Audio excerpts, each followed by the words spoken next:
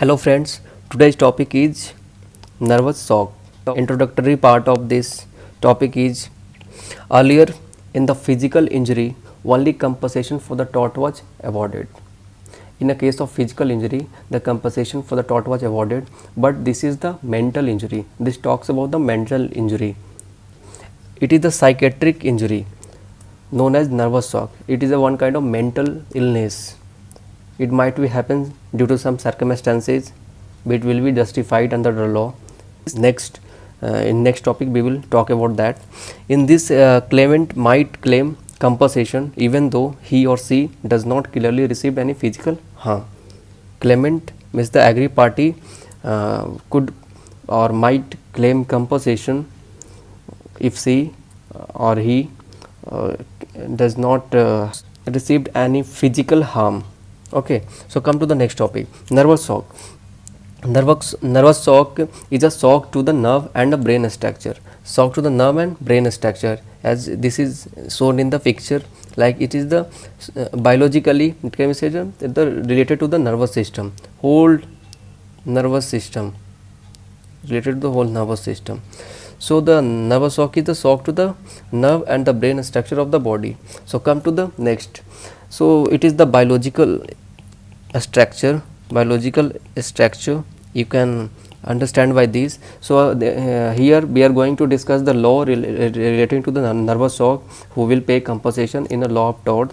So we are not here to discuss the biological concept of the nervous shock. Here we are to discuss the law aspects of the nervous shock.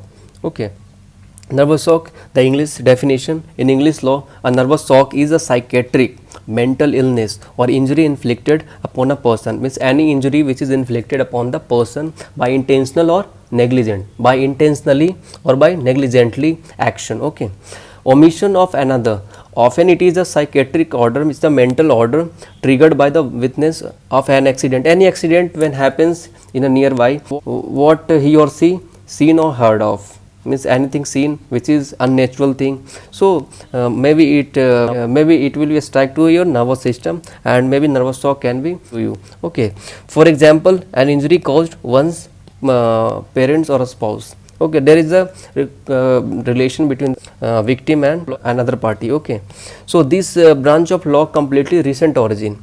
This branch of law is completely recent origin in India. Basically in India this is the recent origin. Earlier there was no law of the nervous shock. It is a recent origin in India. It provides relief when a person may get physical injury, not by the impact, example a strike, bullet, sword. This is the physical injury where it is seen directly, but merely by the nervous shock through what he or she has seen or heard of. Okay, anything you have seen which is unnatural, or anything which cause a reasonable apprehension or like a fear that is justified under the circumstances, it can be justified by the law, under the law. So come to the next example. So here example is A. Mother saw her daughter was run down by a lorry. It is reasonably foreseeable that the mother will suffer shock and she was awarded the claim. Here you can say that a lorry knocked down करके चली गई, किसको चली गई, daughter को knock down करके चली गई, पर मदर को नर्वस शॉक हो गया, क्योंकि मदर और डॉटर के बीच में ऐसी रिलेशन बनी हुई थी कि मदर को नर्वस शॉक हो गया वहां पे. तो she will be awarded the claim by the side of the plaintiff. There is a claim from the side of the defendant, and the defendant will award the compensation will be awarded to the mother, because there is the relation between the victim and the daughter. Here it is a reasonable apprehension. There is a fear that justified under the circumstances. So come to the next topic. Here the next is nervous shock. Injury through the agitation caused by a false alarming or unlawful threats may result in a nervous breakdown or a mental shock which may injure the plaintiff for his ordinary activities. It is a shock which arises from a reasonable fear, immediate personal injury. So there is in the law, when we see the law aspects, the reasonable fear is requirement, very important part. Reasonable fear means the reasonable apprehension should be present, means the fear that is justified under the circumstances. That fear should be justified under the circumstances. So reasonable fear is present. In the mother and daughter relationship, there is a close relationship, and there is a reasonable fear by the side of the her mother. So as in example I have given, like there is a reasonable fear, the defendant will be liable in this case. So come to the requisite of the nervous shock. What is the essentials of the nervous shock?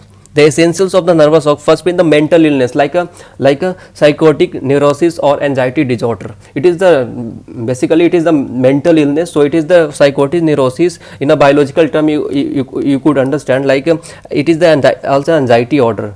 So it is the mental, like a mental illness. There should be expert medical witness or reports by the medical to prove there should be a requirement of medical expert. When the plaintiff is going to claim the compensation, then the plaintiff will have to give that this is the medical witness and this is the report by the medical expert. So come to the third point. For the mere anxiety, emotional outbreak, etc., law do not give compensation. Law do not give compensation for the mere anxiety or mere emotional outbreak. So law needs proper proof. Okay, come to the next.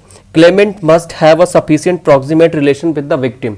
Clement के पास proximate sufficient relationship होनी चाहिए victim से. सो sufficient proximate relation होना चाहिए, ताकि तभी तो reasonable apprehension proof हो पाएगा. Is the fear that justified under the circumstances, तभी तो प्रूफ हो पाएगा. So come to the case law. Wilkinson versus डॉन्टन.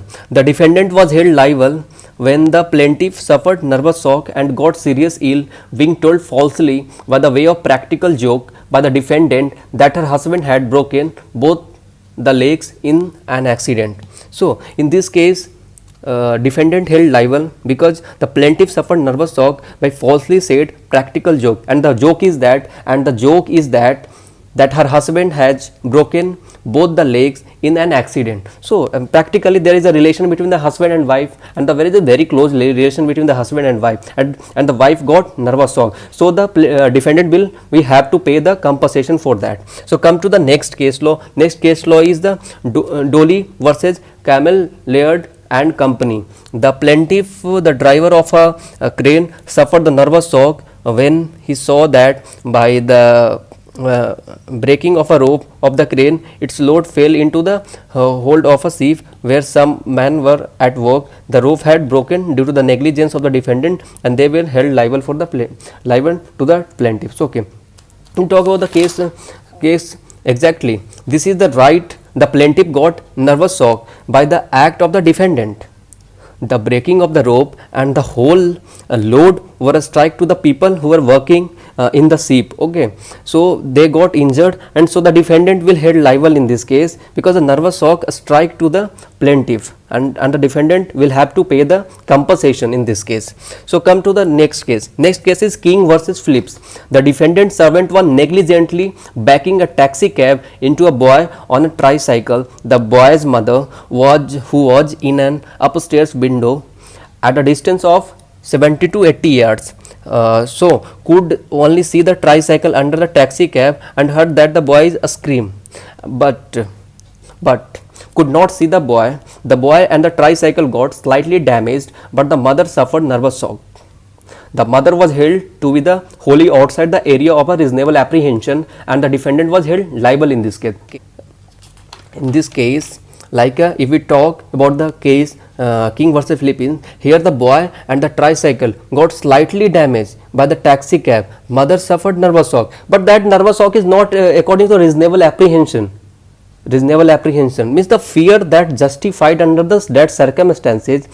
That boy was screaming, but it doesn't mean that there is a damage. There is no damage. So there is no proof of the reasonable apprehension. So reasonable apprehension should be proved. So the mother was held outside the category of a reasonable apprehension. So the defendant was not held liable in this case. Thank you for today's video. Coming with the next video. So till now, bye bye. Take care.